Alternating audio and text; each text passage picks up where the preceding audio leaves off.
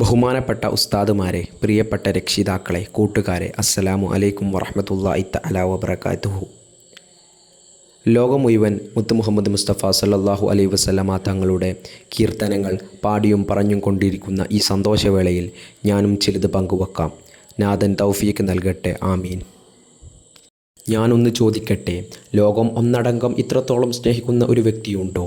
ഇല്ല എന്നായിരിക്കും മറുപടി. എന്തുകൊണ്ടും മാതൃകാ പുരുഷനായ തിരുനബി സല്ലല്ലാഹു അലൈഹി വസല്ലമ തങ്ങളുടെ സന്ദേശം അവരുടെ ജീവിതം തന്നെയാണ്.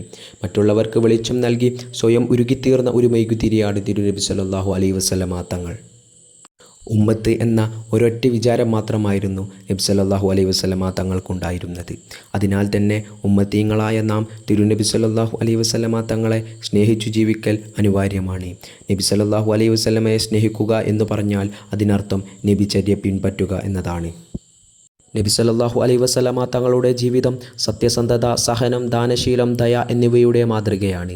യാത്രയിൽ വിറക് ചുവന്ന കഷ്ടപ്പെട്ട ഒരു ഉമ്മയെ നബി സല്ലല്ലാഹു അലൈഹി വസല്ലമ ഒരിക്കൽ കാണുകയുണ്ടായി.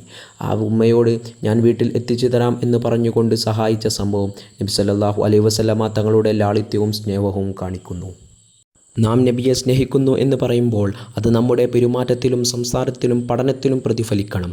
കള്ളം പറയാതിരിക്കുക, അനാവശ്യമായി ആരെയും ദ്രോഹിക്കാതിരിക്കുക, പാവപ്പെട്ടവരെ സഹായിക്കുക, ഇതെല്ലാം നബിചര്യയുടെ ഭാഗമാണ്.